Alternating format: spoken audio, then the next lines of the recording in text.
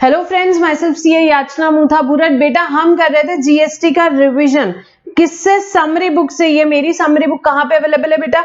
It is available on my website www.icaleague.com पे available है। आपके पास नहीं है तो आप डाउनलोड कर लीजिए।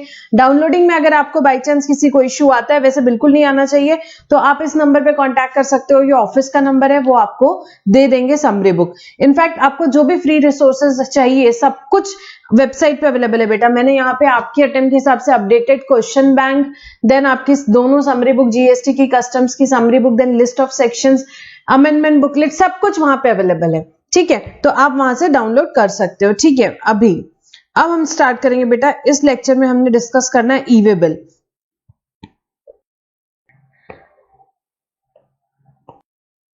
यस, ई वे बिल का डिस्कशन हम करने वाले हैं। ये हमारा जो चैप्टर नंबर बेटा यहाँ पे 13 था, अकाउंट्स एंड रिकॉर्ड का डिस्कशन हम ऑलरेडी कर चुके हैं। ई वे बिल का पोर्शन बचा हुआ था, ई वे बिल का डिस्कशन हम यहाँ पे करने वाले हैं। ठीक है, जो हमारी रेगुलर बुक थी उसमें हमने ये चैप्टर साथ में ही डिस्कस किया था। यहाँ पे मैंने एक सेपरेट वीडियो यहाँ पे इसका अपलोड कर रही हूँ। ई वे बिल से रिलेटेड डिस्कशन करेंगे। बेटा ई वे बिल क्यों चाहिए होता है? किस चीज के लिए चाहिए होता है? जब आपके गुड्स का मूवमेंट होता है। ई वे बिल का बेटा ट्रिगर पॉइंट क्या है? Movement of goods. When there is movement of goods of consignment value exceeding 50,000, 50,000 से ज्यादा की कंसाइनमेंट वैल्यू का आपका गुड्स मूव हुआ, तो आप क्या बनाओगे बेटा? ई वे बिल बनाओगे। ई वे बिल बनाओगे। सप्लाई होता है तो क्या बनाते हैं बेटा? सप्लाई होता है तो हम टैक्स इनवॉइस बनाते हैं। यहाँ पे सप्लाई जरूरी नहीं है। क्या जरूरी है? मूवमेंट जरूरी है। मूवमेंट हुआ गुड्स का, किस चीज का? कंसाइनमेंट वैल्यू लेंगे। कंसाइनमेंट वैल्यू लेंगे कितने अमाउंट से ज्यादा? 50,000 से ज्यादा, तो ई वे बिल बनेगा। अब वो मूवमेंट किस चीज के कारण हो सकता है? It could be in relation to supply, और it could be for reasons other than supply भी हो सकता है। सेल्स रिटर्न हो सकता है। ठीक है, और due to inward supply from unregistered person. Unregistered person से आपने कुछ इनवर्ट सप्लाई लिया हो, कुछ भी हो सकता है। क्या होना चाहिए? मूवमेंट होना चाहिए। मूवमेंट ऑफ गुड्स, गुड्स के मूवमेंट का कंसाइनमेंट वैल्यू एक्सीडिंग 50,000, उस केस में ई वे बिल बनता है। In relation to supply, for reasons other than supply, और for due to inward supply from unregistered person, इन सभी केसेस में बेटा ई वे बिल बनेगा। The registered person who causes movement of goods, जो cause कर रहा है मूवमेंट ऑफ गुड्स, उसको क्या फर्निश करना है बेटा? Information relating to said goods as specified in part A of GST EWB 01। यहाँ देखेंगे हम पार्ट ए में क्या दिया हुआ है। कब करना है भाई? Before commencement of movement of goods. यहाँ पे गुड्स का मूवमेंट शुरू होने के पहले ई वे बिल बनाना है। पहले ई वे बिल बनाना है। किसने? जिसने कॉज किया है, जिसने कॉज किया।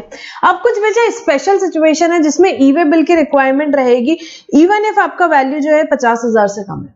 50,000 से कम है तो भी ई वे बिल बनाना पड़ेगा। से फॉर एग्जांपल 40,000 का ही वैल्यू है मेरा तो यहाँ पे, तो भी ई वे बिल बनाना पड़ेगा। कब? जब इंटर स्टेट ट्रांसफर हो रहा है।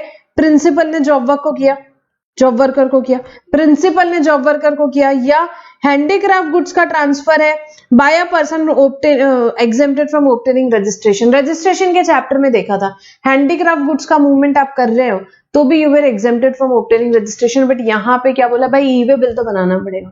ई वे बिल तो बनाना पड़ेगा।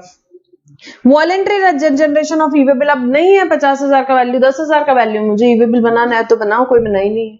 तो इन तीनों केसेस में बेटा 50,000 से कम का वैल्यू तो भी ई वे बिल बनेगा। क्या? इंटरस्टेट ट्रांसफर कर रहा है कौन? प्रिंसिपल जॉब वर्कर को कर रहा है। यहाँ पे प्रिंसिपल जॉब वर्कर को कर रहा है, या हैंडीक्राफ्ट गुड्स का इंटरस्टेट ट्रांसफर हो रहा है जो पर्सन को एग्जेम्प्टेड फ्रॉम रजिस्ट्रेशन है तो भी फॉर, और या voluntary generation of e way bill आप करना चाहते हो तो बिल्कुल आप कर सकते हो, कोई दिक्कत नहीं है। अब ई वे बिल बेटा दो पार्ट में होता है, एक पार्ट ए होता है, एक पार्ट बी होता है। पार्ट ए जो होता है उसमें क्या डिटेल्स होती है, और पार्ट बी में, पार्ट बी में आपके व्हीकल से रिलेटेड डिटेल होती है, ट्रांसपोर्टर बनाता है।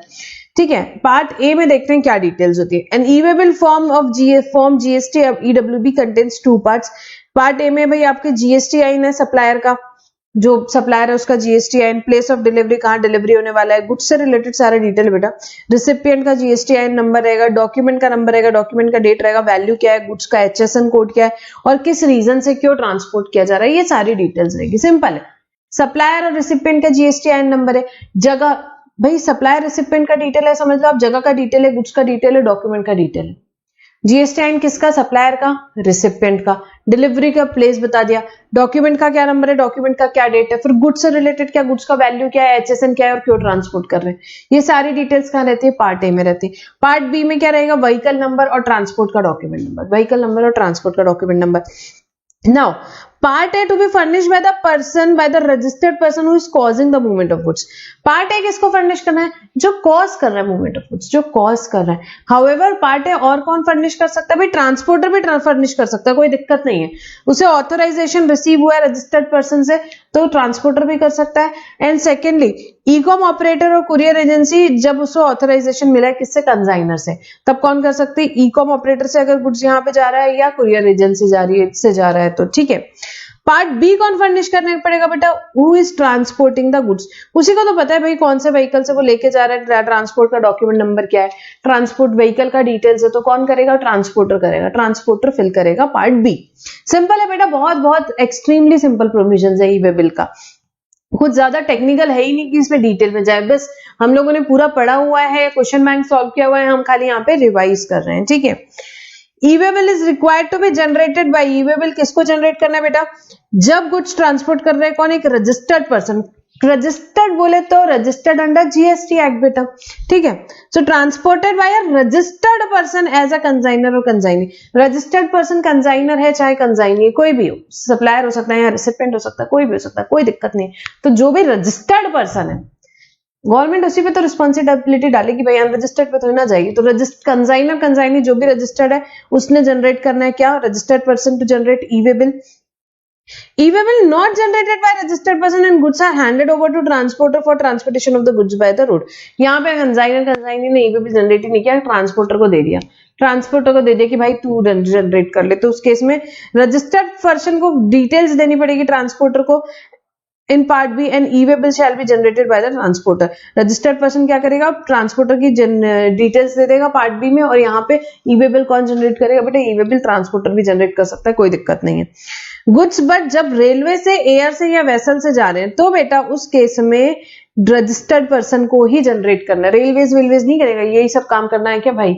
रेलवे, एयर या वेसल से जा रहे हैं तो उस केस में रजिस्टर्ड पर्सन ही जनरेट करेगा ई-वे बिल. अब रेलवेज के केस में बेटा रेलवे को डिलीवर नहीं करना है goods unless e-way bill required under rules is produce at the time of delivery. तो डिलीवरी के टाइम तक के ई-वे बिल रेलवेज के केस में प्रोड्यूस करेगा, तभी रेलवे क्या करेगा बेटा? यहाँ पे गुड्स डिलीवर करेगा. अदरवाइज रेलवेज गुड्स आपका डिलीवर नहीं करेगा. इनकेस ट्रांसपोर्टेशन किससे हो रहा है? रेलवेज से हो रहा है. Now, when it is not mandatory to furnish the detail of conveyance in Part B, details of conveyance may not be furnished in Part B of the e-way bill where the goods are transported for a distance up to 50 km within the state or union territory. दो चीजें, एक तो भाई distance कितना होना चाहिए? 50 kilometre तक के ही होना चाहिए. दूसरा आपके सेम स्टेट में होना चाहिए, सेम स्टेट में होना चाहिए. ऐसा नहीं कि भाई बॉर्डर में जा रहा है, इंटर स्टेट हो गया 50 किलोमीटर पे, वैसा फिर नहीं.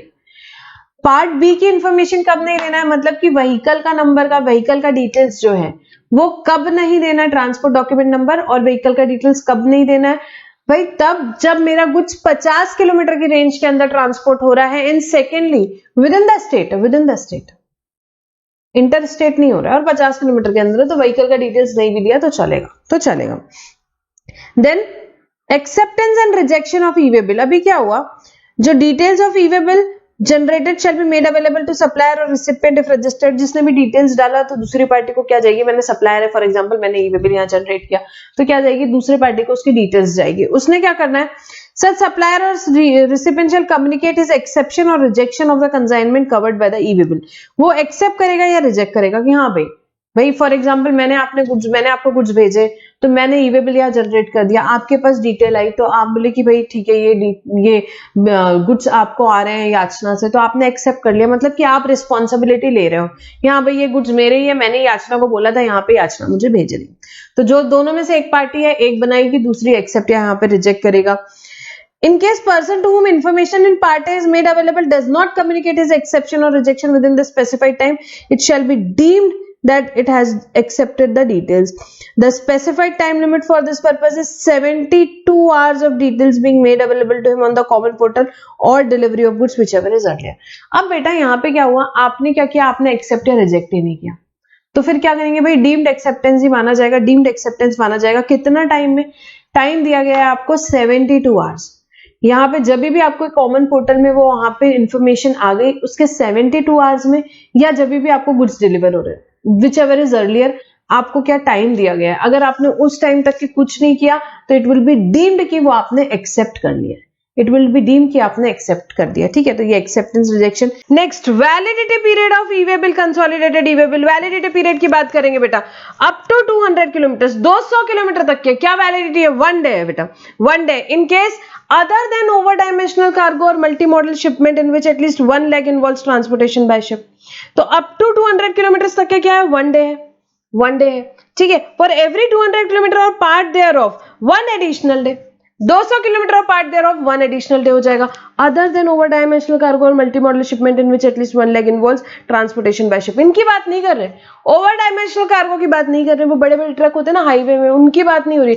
Multi modal shipment in which at least 1 leg involves transportation by ship. Multi modal shipment में क्या होता है भाई? ट्रांसपोर्टेशन गुड्स का ही हो रहा है, बट उसमें क्या है, यहाँ पे फॉर एग्जाम्पल यहाँ पे एक लेग क्या रहेगा? शिप का रहेगा, फिर सेकेंड हो सकता है व्हीकल का हो फॉर एग्जाम्पल।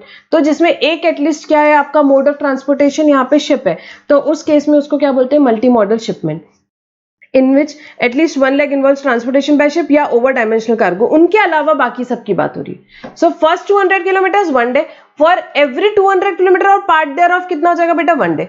तो 500 किलोमीटर के लिए वैलिडिटी कितनी रहेगी भाई? फर्स्ट 200 किलोमीटर के लिए 1 डे, नेक्स्ट 200 किलोमीटर के लिए 1 डे, और उसके बाद 100 किलोमीटर और है उसके लिए और 1 डे, तो 3 डेज हो जाएगी आपकी वैलिडिटी। नेक्स्ट बेटा, यहाँ पे अप टू 20 किलोमीटर, यहाँ पे क्या हुआ? up to 20 kilometers in 1 day in case of over dimensional cargo or multimodal shipment in which at least 1 leg involves transportation by ship। तो यहाँ पे क्या होगा? 1 डे हो जाएगा। किस केस में बात हो रही है? In case of over dimensional cargo और multimodal shipment at least in which at least 1 leg involves transportation by ship. 20 kilometre up to 20 kilometre 1 day, for every 20 kilometre और part thereof 1 additional day हो जाएगा, 1 additional day हो जाएगा। किसकी बात हो रही है? अगेन ओवर डायमेंशनल कार्गो या मल्टी मॉडल शिपमेंट जिसमें एटलीस्ट 1 लेग शिप्स है। तो उसमें क्या है बेटा? 20 किलोमीटर तक के लिए 1 डे है, नेक्स्ट 20 किलोमीटर के लिए 1 डे है, फिर उसके बाद में यहाँ पे क्या हो जाएगा? Next 20 kilometre of part thereof के लिए 1 डे। तो फॉर एग्जांपल अगेन 50 किलोमीटर की अगर मैं बात करूँ तो कितना दिन हो जाएगा बेटा? First 20 kilometre 1 day, next 20 kilometre 1 more day, and then उसके बाद के 10 किलोमीटर के लिए 1 मोर डे। सो 3 डेज हो जाएगी वैलिडिटी, ठीक है। ये क्या हो गया बेटा? Validity of e way bill. आगे चलेंगे। Now transfer of goods from one conveyance to another. क्या हो रहा है यहाँ पे? एक कन्वेंस से दूसरे कन्वेंस में मेरे को गुड्स ट्रांसफर करना है, मेरे को गुड्स ट्रांसफर करना है। कोई भी रीजन हो सकता है, कोई भी रीजन हो सकता है, मेरा कन्वेंस खराब हो गया है, कोई भी बात हो सकती है।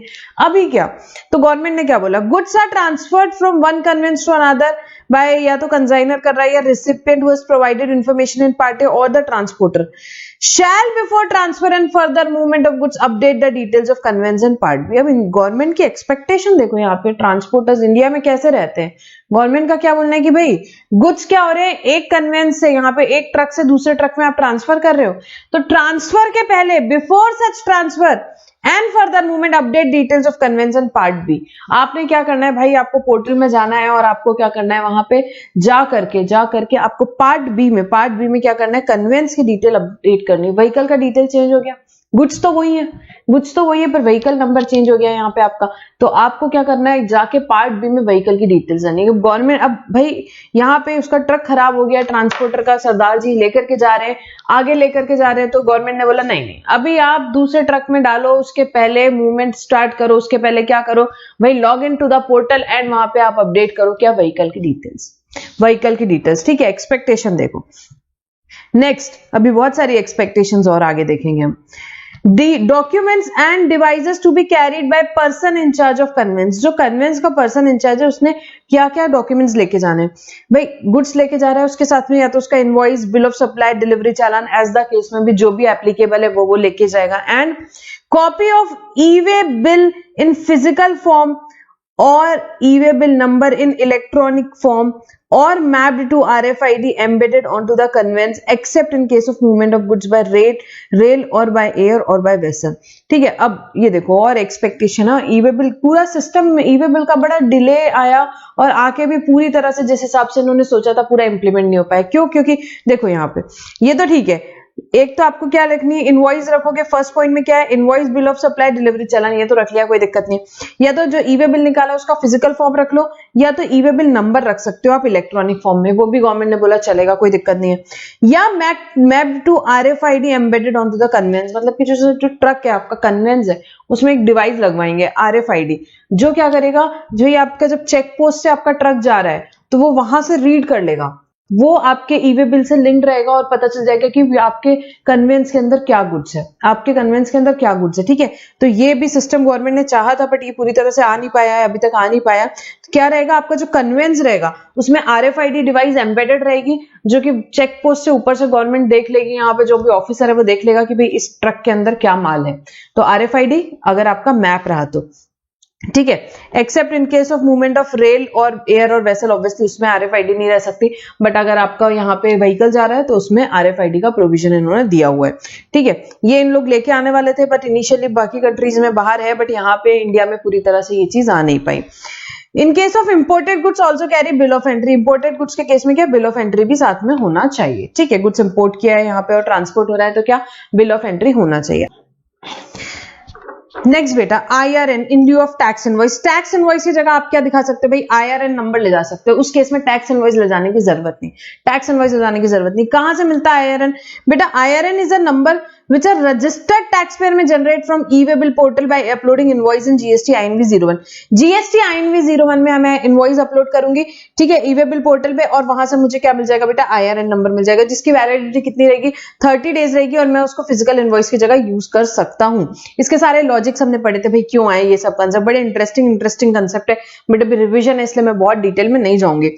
रजिस्टर्ड पर्सन में obtain IRN from the common portal by uploading on the said portal a tax invoice issued by him and produce the same for verification by proper officer in lieu of tax invoice की जगह वो क्या कर सकता है, वो IRN number दे सकता है, वो रेफरेंस नंबर दे सकता है। एंड वो वैलिड कितना रहेगा, 30 days from the date of uploading, 30 days from the date of uploading. Registered person will not have to upload the information on part A of e-way bill for generation of e-way bill and the same shall be auto populated by the common portal, and ये information क्या हो जाएगी बेटा, auto populate हो जाएगी। तो IRN किसकी जगह यूज हो सकता है बेटा, instead of physical invoice IRN carry किया जा सकता है, वो 30 डेज तक के वैलिड रहेगा, इनवॉइस रेफरेंस नंबर रहेगा। ठीक है, उस केस में फिजिकल इनवॉइस की जरूरत नहीं है। अब documents in lieu of e-way bill, whereas circumstances so warrant, commissioner may by notification require the person in charge of conveyance to carry the following documents instead of e-way bill। तो यहाँ पे अगर case to case यहाँ पे circumstances अगर government को, यहाँ commissioner को ऐसे लगते हैं तो कमिश्नर नोटिफाई करेगा कि पर्सन इंचार्ज को क्या कैरी करना है, ये डॉक्यूमेंट्स कैरी करना है ई-वे बिल की जगह। कौन बताएगा, कमिश्नर बताएगा। किस बेसिस पे, सर्कमस्टांसेस के बेसिस पे। क्या कैरी करेगा वो, टैक्स इनवॉइस या बिल ऑफ सप्लाई या बिल ऑफ एंट्री या डिलीवरी चालान, जहां पे कुछ अदर देन सप्लाई वाला है। सप्लाई है तब तो भाई टैक्स इनवॉइस करेगा, ठीक है, अदर देन सप्लाई है तो यहाँ पे डिलीवरी चालान ले जाएगा। तो कौन बताएगा बेटा, ये कमिश्नर बताएगा। Then cancellation of e-way bill, जो मैंने ई-वे बिल बनाया क्या वो कैंसिल हो सकता है? हाँ जी बिल्कुल हो सकता है, कोई दिक्कत नहीं है। Where e way bill has been generated but goods are neither transported not transported as per the details furnished in e way bill. अब मैंने ई-वे बिल तो बना लिया, मैंने ई-वे बिल बना दिया, या तो कुछ ट्रांसपोर्ट ही नहीं हुए, या उस वैसे ट्रांसपोर्ट नहीं हुए, उस क्वांटिटी में नहीं हुए, या वो स्पेसिफिकेशन के लिए जो भी है, जो मैंने बनाया डिटेल्स उसके हिसाब से कुछ ट्रांसपोर्ट नहीं हो रहे, तो उस केस में ई-वे बिल में भी cancelled electronically on the common portal with in how much time बेटा, ये बात पक्की, 24 घंटे के अंदर 24 आवर्स ऑफ इट्स जनरेशन आपने उसको कैंसिल कर देना है। बट अब क्या हुआ, आप बढ़िया ई-वे बिल लेकर रास्ते में निकले, ऑफिसर ने एग्जामिनेशन किया, कुछ लगा आपको गड़बड़ है, 24 घंटे हुए नहीं, आपने बोले कैंसिल कर दो ई-वे बिल, नहीं बेटा, नॉट पॉसिबल। अगर आपका क्या हो गया, if e way bill can not be cancelled if it has been verified in transit, यहाँ पे वेरिफिकेशन हो गया, आप कुछ तो फ्रॉड करने चले थे, आपने बोला अरे भाई ये वेरिफिकेशन हो रहा है कैंसिल कर दो, नॉट पॉसिबल, नहीं चलेगा। अगर वेरीफाई हो गए ट्रांजिट में तो फिर आप ई-वे बिल यहाँ पे कैंसिल नहीं कर सकते। Unique e-way bill number is generated is valid for a period of 15 days, तो यहाँ पे जो भी ई-वे बिल आप जनरेट करते हो वो क्या रहेगा बेटा, 15 दिन तक की उसकी वैलिडिटी रहेगी। Now facility of uploading information regarding detention of vehicle, अब क्या हुआ, बढ़िया सरदार जी अपनी गाड़ी लेकर के जा रहे थे यहाँ पे, अब क्या हुआ, रास्ते में ऑफिसर को शक हुआ कि इसमें कुछ गड़बड़ है, तो ऑफिसर ने क्या किया, आपकी यहाँ पे व्हीकल को रोका। तो अब यहाँ क्या देखते हैं क्या गवर्नमेंट की एक्सपेक्टेशन है और क्या चीजें प्रोविजन है। Where a vehicle has been intercepted and detained for a period exceeding 30 minutes, 30 minute से ज्यादा रोक लिया उन्होंने व्हीकल को। The transporter may upload the said information in specified form on the common portal। तो यहाँ पे फिर से ट्रांसपोर्टेशन सरदार जी से एक्सपेक्टेशन आई, यहाँ पे क्या एक्सपेक्टेशन आई भाई गवर्नमेंट ने बोली कि आप एक काम करो, आपके व्हीकल को ऑफिसर ने 30 मिनट से ज्यादा रोका, आप पोर्टल में लॉग इन करो और आप क्या कर दो बेटा, यहाँ पे आप इंफॉर्मेशन अपलोड कर सकते हो कॉमन पोर्टल में। ठीक है, गवर्नमेंट को देखो, गवर्नमेंट का क्या थॉट प्रोसेस है यहाँ पे, एजुकेशन लेवल क्या सोच रही है गवर्नमेंट की, भाई यहाँ पे जो हमारे यहाँ इंडिया में ट्रांसपोर्टर्स होते हैं उनकी है। ठीक है, बट प्रोविजन है, मैं पढ़ा रही हूँ। ठीक है, inspection and verification of goods. A summary report of every inspection of goods in transit shall be recorded online by the proper officer in part A. क्या हुआ, ऑफिसर को भी काम पे लगा दिया गवर्नमेंट ने। क्या बोला, summary report of every inspection of goods in transit shall be recorded online by the proper officer within 24 hours of inspection, and final report in part B shall be recorded within 3 days of inspection. Government ने क्या बोला, अच्छा inspection किया, गाड़ी रोकी, तो बेटा तुम भी काम करो। ऑफिसर को बोला आप भी काम करिए। क्या काम करना है आपको, आपको एक तो समरी रिपोर्ट बनानी है, फटाफट इंस्पेक्शन हुआ 24 घंटे के अंदर एक रिपोर्ट बना के अपलोड कर दो पार्ट ए में, और फाइनल रिपोर्ट बना दो 3 दिन में, इंस्पेक्शन में क्या मिला क्या नहीं मिला डाल दो कॉमन पोर्टल में। द कमिश्नर और any other officer authorised by him on sufficient cause being shown extend the time limit for or recording of the final report for a further period not exceeding 3 days. ठीक है, तो यहाँ पे क्या कर सकते हैं, अगर यहाँ पे ऑफिसर को लगता है, यहाँ कमिश्नर को लगता है कि सफिशिएंट कॉज है, तो उस केस में वो टाइम लिमिट एक्सटेंड कर सकते हैं फाइनल रिपोर्ट की, कितना period, not exceeding 3 days, not exceeding 3 days, तो 3 दिन और क्या कर सकता है, वो एक्सटेंड कर सकता है। No further physical verification of said conveyance shall be carried out again in the same state unless specific information regarding evasion of tax is made available subsequently. तो भाई आपके व्हीकल को सेम स्टेट में दोबारा नहीं रोका जाएगा। एक बार चेक हो गया, ठीक है, दोबारा नहीं रोका जाएगा, दूसरे स्टेट में रोक सकते हैं। सेम स्टेट में कब रोकेंगे, जब आपको भी इंफॉर्मेशन मिले कि कुछ इवेजन ऑफ टैक्स वगैरह का चक्कर है, तो उस केस में रोक सकते हैं, कोई दिक्कत नहीं। तो एक व्हीकल को एक स्टेट में दूसरी बार सिर्फ तभी रोका जा सकता है जब स्पेसिफिक इंफॉर्मेशन मिली, किसकी, relating to evasion of tax, relating to evasion of tax मिली, तो आप दोबारा रोक सकते हो, बार बार परेशान नहीं कर सकते। बहुत बढ़िया प्रोविजन बनाए यहाँ पे, अननेसेसरी जो हरासमेंट होता था चेक पोस्ट पे, ये सब चीजें यहाँ पे बंद करने के लिए ये सारे प्रोविजन बने हुए हैं। Only such goods or conveyance should be detained, confiscated in respect of which there is a violation of the provision of the GST Act or rules made thereunder. आपके गुड्स और कन्वेंस कौन से यहाँ पे officer detain या confiscate कर सकता है बेटा, जिसके सिर्फ आपने यहाँ पे अगर प्रोविजंस को यहाँ पे आपने वायलेट किया तो ही आपके गुड्स या कन्वेंस डिटेन या कॉन्फिस्केट हो सकते हैं, अदरवाइज नॉट। ठीक है, तो बेटा ये कंसेप्ट था हमारे यहाँ पे inspection verification of the goods, जहाँ पे बहुत ज्यादा लोगों को दिक्कत होती थी, तो यहाँ पे गवर्नमेंट ने बहुत ही बढ़िया प्रोविजंस इसके लिए बनाए हैं। नेक्स्ट बेटा कंसोलिडेटेड ई-वे बिल। ठीक है, ये भी बढ़िया कंसेप्ट लाया गवर्नमेंट ने। क्या हो रहा है देखते हैं, चलो ये ऐसा कुछ हो रहा है, एक आपका कन्वेंस है और इसमें बहुत सारे छोटे छोटे कंसाइनमेंट्स जा रहे हैं, मल्टीपल कंसाइनमेंट्स, इसको क्या बोलेंगे, ये हमारा क्या केस हो गया बेटा, मल्टीपल कंसाइनमेंट जो एक ही कन्वेंस में जाने की बात हो रही है, उस केस में कंसोलिडेटेड ई-वे बिल की बात हो रही है। आपको समझा, ये आपका कन्वेंस एक ही है, ये ट्रक आपका एक ही है, इसमें छोटे छोटे बहुत सारे अलग अलग कंसाइनमेंट्स जा रहे हैं, बहुत सारे अलग अलग कंसाइनमेंट जा रहे हैं, तो उस केस में कंसोलिडेटेड ई-वे बिल की नीड होती है। अब डिटेल प्रोविजन समझेंगे, इसमें भी गवर्नमेंट की एक्सपेक्टेशन देखना। हाँ, Where the consignee has not generated the e-way bill, क्या हुआ, कंसाइनर ने कंसाइनी ने ई-वे बिल जनरेट नहीं किया, उनको जरूरत ही नहीं थी। मेरा जो एक यहाँ पे कंसाइनमेंट था, यहाँ पे मेरा जो एक कंसाइनमेंट था वो फॉर एग्जांपल 15,000 का था, आपका 20,000 का था, अपन सबने सबका 10-10, 20-20, 30-30,000 का है, सबका इंडिविजुअली 10,000, 20,000, 30,000 है, मतलब 50,000 से कम है, बट एग्रीगेट वैल्यू जो है वो 50,000 से ज्यादा जा रही है एक कन्वेंस में, उसकी बात हो रही है। सो वे द कंसाइनी को जरूरत ही नहीं थी, उनका 10-10, 20-20 हजार का था, उन्होंने जनरेट नहीं किया e-way bill. And the aggregate value of consignment, aggregate of the consignment value of the goods carried in the conveyance is more than 50,000। ये क्या हुआ, यहाँ पे जो मेरे एक एक इंडिविजुअल कंसाइनमेंट दिख रहे बेटा, ये तो लेस देन 50,000 है, ये तो लेस देन 50,000 है, बट एग्रीगेट वैल्यू जो सबका आ रहा है बेटा, फॉर एग्जाम्पल यहाँ पे 1 लाख रुपए आ रहा है, 1 लाख रुपए आ रहा है, बाकी सब 10-10, 12,000, 15,000, 20,000, 25,000, ऐसा कुछ जो भी वैल्यू था, बट एग्रीगेट वैल्यू जो कन्वेंस का है वो 50,000 से ज्यादा का है, उसकी बात हो रही है। ठीक है, सो where the consignee has not generated e-way bill in GST EWB 01, जो इंडिविजुअल ई-वे बिल्स होते हैं वो किसमें बनाते हैं, हमने देखा GST EWB 01 में, and the aggregate value of the goods carried in the conveyance is more than 50,000, the transporter except in case of transportation of goods by railway, air and vessel, railway air vessel पे obviously applicable नहीं होगा, otherwise the transporter shall in respect of interstate supply में generate e-way bill in GST EWB 01 and यहां miss हो गया, and consolidated e way bill लिख लो, यहाँ consolidated e way bill in form GST EWB 02 on the common portal prior to the movement of the goods. तो क्या हुआ यहाँ पे बेटा, यहाँ पे इंडिविजुअल कंसाइनमेंट क्योंकि कम वैल्यू के थे तो ई वे बिल जनरेट नहीं किया कंसाइनर कंसाइनी, तो गवर्नमेंट ने बोला ट्रांसपोर्टर जी अभी आपको क्या करना है, यहाँ पे ट्रांसपोर्टर को फिर से गवर्नमेंट ने हाईएस्ट एक्सपेक्टेशन पे रखा और गवर्नमेंट ने बोला यहाँ पे ट्रांसपोर्टर को कि हम आपसे एक्सपेक्ट करते हैं, आपको क्या काम करना है, हमने आपको काम दिया है कि आप जाएंगे पोर्टल पे और इंटरस्टेट वाले केस में आप बनाएंगे ई वे बिल सबके, और आप क्या करेंगे बेटा, इंटरस्टेट नहीं है फॉर एग्जांपल, तो फिर आपको क्या करना है, एक कंसोलिडेटेड ई वे बिल भी बनाना है, बाकी सब केसेस में एक कंसोलिडेटेड ई वे बिल बनाना है।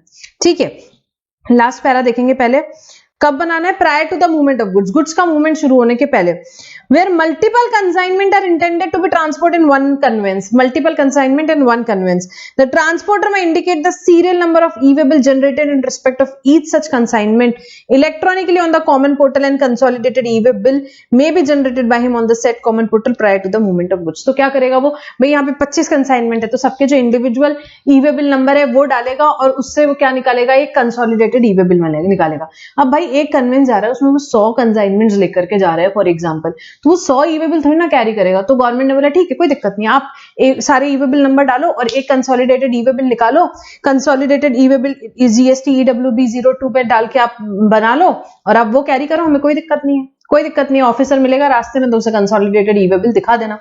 ठीक है, where the goods are to be transported through e-com operator or courier agency, the information on part A of form GST EWB 0B may be furnished by e-com operator और courier agency। तो यहाँ पे e-com operator और courier agency भी दे सकते हैं। तो बेटा यहाँ ट्रांसपोर्टर को क्या क्या करना है मैम, यहाँ ट्रांसपोर्टर यहाँ पे बनाएगा इंडिविजुअल ई-वे बिल भी बनाएगा, एक कंसोलिडेटेड ई-वे बिल भी बनाएगा और वो कंसोलिडेटेड ई-वे बिल को कैरी करेगा अपने साथ। ठीक है, next rule 138E, restriction on furnishing of information in part A of GST EWB 01। किसकी बात हो रही है, restriction on furnishing of information in part A of GST EWB 01। No person shall not be allowed to furnish information in part A of form GST EWB 01 in respect of any outward movement of goods of a registered person. किसकी बात हो रही है भाई, कोई नहीं furnish कर सकता इंफॉर्मेशन किसमें, part A of GST EWB 01 में, किसके लिए, इन रिस्पेक्ट ऑफ जो क्या कर रहा है, outward movement of goods of a registered person, जिसने क्या किया इन चारों में से किसी में फॉल कर रहा है, पर उसका क्या होना चाहिए, आउटवर्ड मूवमेंट होना चाहिए। किसकी बात हो रही है, first person, a person paying tax under composition scheme, composition scheme में टैक्स पे कर रहा है, यहाँ पे उसने क्या नहीं किया है, he has not furnished statement for payment of self assessed tax for 2 consecutive quarters। Statement बेटा यहाँ पे किस चीज का, payment of for self assessed tax का 2 कंसेक्यूटिव क्वार्टर्स तक के का उसने क्या नहीं किया, यहाँ पे स्टेटमेंट फर्निश नहीं किया, स्टेटमेंट फर्निश नहीं किया, कंपोजिशन स्कीम में स्टेटमेंट फर्निश नहीं किया, किस चीज का, यहाँ पे सेल्फ असेस्ड टैक्स का 2 यहाँ पे कंसेक्यूटिव क्वार्टर्स के लिए, 2 कंसेक्यूटिव क्वार्टर्स के लिए। A person paying tax under regular scheme has not furnished return for 2 consecutive tax period. एक पर्सन जो टैक्स रेगुलर स्कीम में यहाँ पे क्या कर रहा है, यहाँ पे टैक्स पे कर रहा है, उसने नहीं फर्निश किया रिटर्न 2 कंसेक्यूटिव टैक्स पीरियड के लिए, उसने रिटर्न फर्निश नहीं किया 2 कंसेक्यूटिव टैक्स पीरियड के लिए। A person paying tax under regular scheme has not furnished GSTR1 for any 2 months और क्वार्टर्स। तो यहाँ पे क्या कर रहा है भाई, यहाँ पे रेगुलर स्कीम वाला है, उसने क्या नहीं फर्निश किया बेटा, GSTR1 फर्निश नहीं किया 2 months या 2 क्वार्टर्स तक के लिए। या पर्सन जिसका रजिस्ट्रेशन सस्पेंड किया गया under rule 21A pending the completion of proceeding for cancellation of registration, cancellation of registration के ड्यूरिंग में क्या हुआ है, यहाँ पे उसका रजिस्ट्रेशन सस्पेंड कर दिया गया। तो इन चारों में से किसी का भी बेटा, किसकी बात हुई, कंपोजिशन स्कीम वाला 2 consecutive क्वार्टर तक के क्या नहीं फर्निश किया, statement of payment of self assessed tax. Then उसके बाद रेगुलर स्कीम वाला है, उसने रिटर्न ही फर्निश नहीं किया 2 टैक्स पीरियड तक के लिए। देन GSTR1 फर्निश नहीं किया, रेगुलर स्कीम वाले ने 2 महीना या क्वार्टर एज द केस में भी, या जिसका रजिस्ट्रेशन या कैंसिल है उसका क्या अभी सस्पेंशन हुआ है। सो ये चारों में से बेटा कोई भी केस में किसी को भी अलाउड नहीं कि क्या कर सके, वो इंफॉर्मेशन फर्निश कर सके GST EWB 01 में in respect of what, outward movement of goods of a registered person. अगर ये लोग जो है ये अगर आउटवर्ड मूवमेंट कर रहे हैं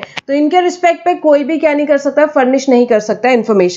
However, कमिश्नर या जुरिस्डिक्शनल कमिश्नर की बात हो रही है, commissioner may on receipt of an application from a registered person on sufficient cause being shown for reasons to be recorded in writing by order in the prescribed form allow furnishing of said information in part A of GST EWB 01 subject to prescribed conditions and restriction। तो यहाँ पे commissioner को अगर लगता है, उसे application की है किसने, रजिस्टर्ड पर्सन ने, उसको लगता है सफिशिएंट कॉज बताया है, उसने रीजंस जो है वो रिकॉर्ड करेगा राइटिंग में और बोल सकता है कि ठीक है भाई आप इंफॉर्मेशन दे सकते हो कि इसमें पार्ट ए में GST EWB 01 में An order rejecting the said request shall not be passed without giving the said person reasonable opportunity of being heard. Obviously, rejection का order अगर आपको pass करना है तो उसे opportunity of being heard देनी ही पड़ेगी. ठीक है बेटा. So यहाँ पे complete होता है हमारा ये particular topic जो ई-वे बिल से related revision था, यहाँ पे हम complete कर. हमारा ये accounts and records वाला जो chapter था, जैसे मैंने बताया, उसी के portion का ई-वे बिल portion था. हमने उस time discuss नहीं किया था. मैंने बोला था मैं separately lecture डालूंगी.